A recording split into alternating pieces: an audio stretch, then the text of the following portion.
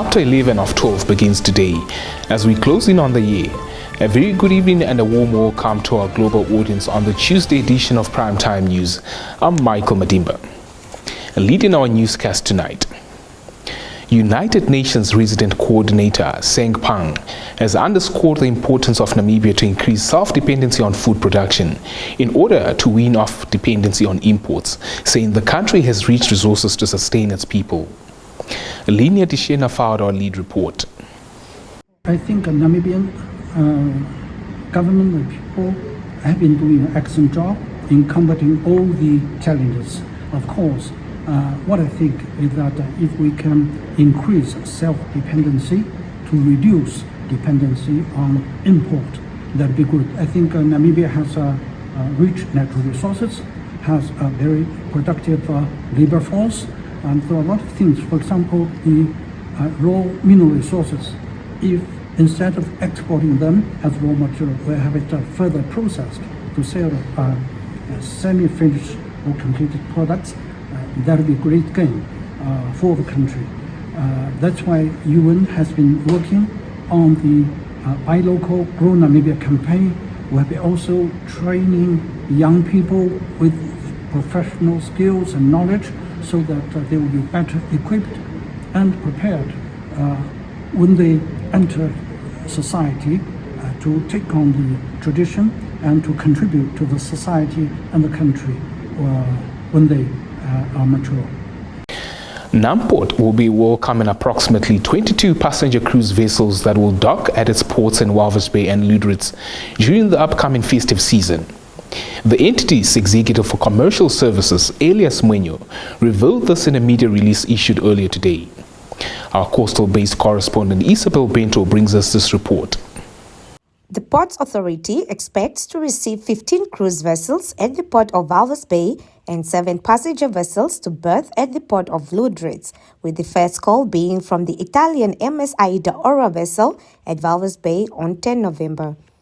The last call will be made by the MS Norwegian Jade on 31st December 2022. The statement stated that Namport is committed to ensuring that all visitors are welcomed in a safe and secure manner, urging tourists who disembark from every passenger vessel to do so in a safe and welcoming manner, as the Ports Authority appreciates the value that these visitors add to the tourism industry and in turn inject income to the country's economy at large. He further noted passengers vessels also bring holidaymakers to the harbour towns who contribute significantly to the local tourism industry by spending money at local shops, making use of the public transport system, going on a day excursions, as well as purchasing souvenir items from vendors who specialize in local arts and crafts. Reporting for Primetime News, Linia Dishena. Moving on to a rather unfortunate incident. A man died after he was allegedly shot by a member of the city police after grabbing a woman's handbag in Windhoek's Greenwell Matongo residential area on Sunday. Let's get more from this report. The weekend crime report issued by the Namibian Police Force said the incident occurred around 3 o'clock in Josephine Street. The victim, whose age is unknown, died on the spot. His next of kin have not yet been informed and police investigations continue. Meanwhile, a man reportedly died in a scuffle during an argument in Windhoek on Saturday. According to the police report, Petrus Karigub, age unknown, was allegedly pushed against a shopping trolley by a 40-year-old suspect during an argument over a woman in the Dolam residential area. Karigub was declared dead shortly after falling against the shopping trolley and onto the ground. The incident occurred around 3 a.m.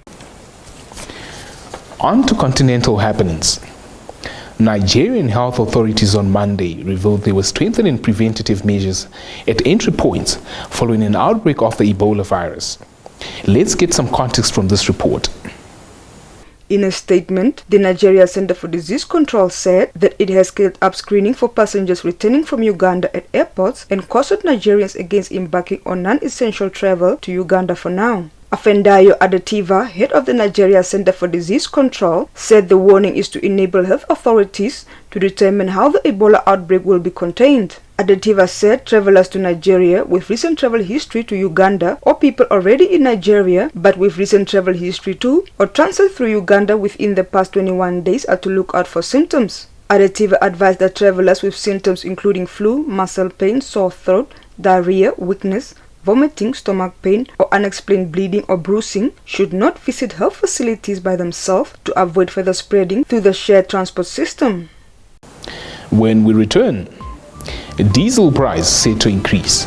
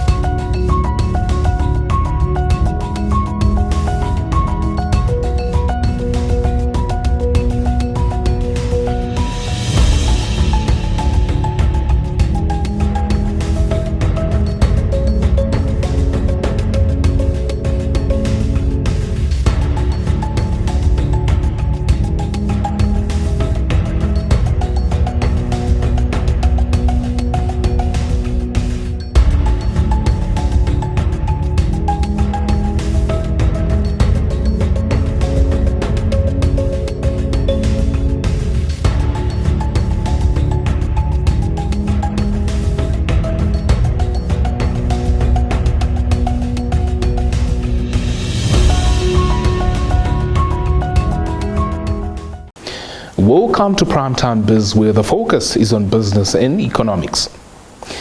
Another fuel price increase beckons as the Ministry of Mines and Energy announced an increase in diesel prices by 198 cents per litre effective Wednesday. More on this development from this report.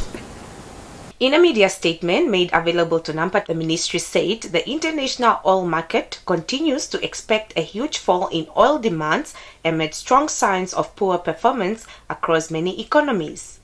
It further predicted that there will be a global economic slowdown as the Federal Reserves and other central banks continue to increase interest rates to counter inflation. The statement read, oil prices are expected to rise in the coming months following the anticipated ban on Russia crude oil by the European Union, which expected to come into effect on 5 December 2022. Adding, it appears that OPEC has also agreed to reduce crude oil output by about 1 million barrels per day from 1st November 2022. The statement said this means that the supply of crude oil throughout the global market will likely decrease in the coming months, stressing when oil supply decreases, oil prices increases. It further noted that the Namibian dollar has depreciated against the United States dollar, with the current exchange rate pegged at 18.807 cents per $1 USD compared to the 17.5851 at the end of September 2022. Reporting for Primetime News, Linnea Adishana. Our next business story sheds spotlight on the Economic Partnership Agreement, EPA, which was launched on Monday by the Minister of Industrialization and Trade, Lucia Ipumbu. The minister noted the agreement aims at promoting a conducive trade environment between the parties and among the SADC EPA states. Lydia Pitui filed this insert. We must have reciprocal trade preferences. I know the previous speakers have talked to the agreements that we have in place and the preferences in terms of the products that we want to exchange.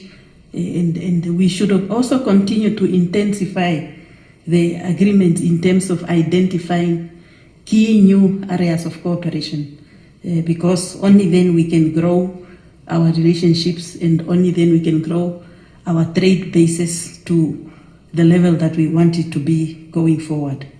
Namibia also on Thursday tabled our newly baptized the Organization for Africa, Caribbean, Pacific Agreement, OACP. It used to be ACP, It's currently on the table at Parliament under discussion, and I invite you to follow our deliberations so that if there is a need for you to guide us on how we should proceed with its implementation, you would duly accorded that opportunity to share with us your inputs. It's being discussed and it's part of our other operational agreements between us and the European Union. That's all the top news we had for you this evening. Kindly stay tuned for the business and economics roundup, followed by what the weather has in store for us.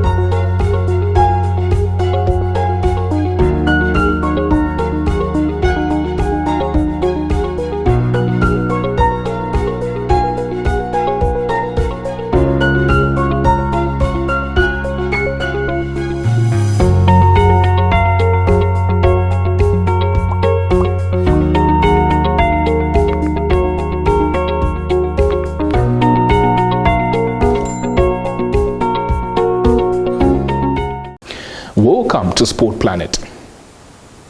A busy jam-packed night of Champions League football is in the spotlight as Liverpool host Napoli. The focus though isn't on this particular match, but rather an acute dip in form the Reds have experienced across all competitions. However, Liverpool manager Jurgen Klopp has rejected suggestion his current team has reached the end of its useful lifespan and insists judgment should be reserved until the end of the season. Back-to-back defeats against the Premier League bottoms two clubs in Nottingham Forest and Leeds have left his side closer to the relegation zone than the top four in terms of points. Bart Klopp insists it is too early to write off his side. The German tactician noted, "I think the judgment for this should come later on in the season, or maybe at the end." Staying with Champions League football, Tottenham will simply have to deal with the fact that Antonio Conte will not be with them when they face Marseille in tonight's crunch Champions League group stage game. That is according to Spurs midfielder Pierre-Emile Højbjerg, who took over press conference duties along with assistant head coach Christian Stellini after Conte decided not to attend following his red card at the end of the draw with Sporting last week. The Spurs head coach was furious after Harry Kane's stoppage time goal at 1-0 was ruled out by the video assistant referee for offside, and his reaction saw him sent off. I'm sure football fanatics are waiting their appetites for tonight's installment of matches. Stay tuned for your sports roundup.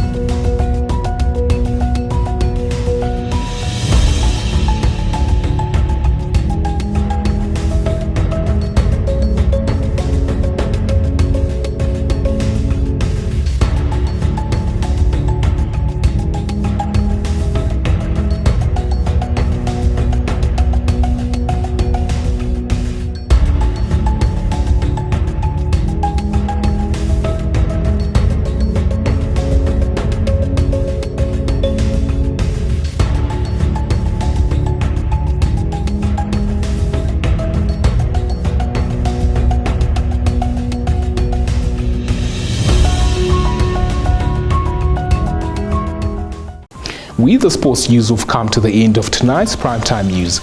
Many thanks for watching. Do make a date with us tomorrow as we bring you the latest from around the globe. From myself, Michael Madimba, and my entire production crew, have a blessed start to the new month. Good night.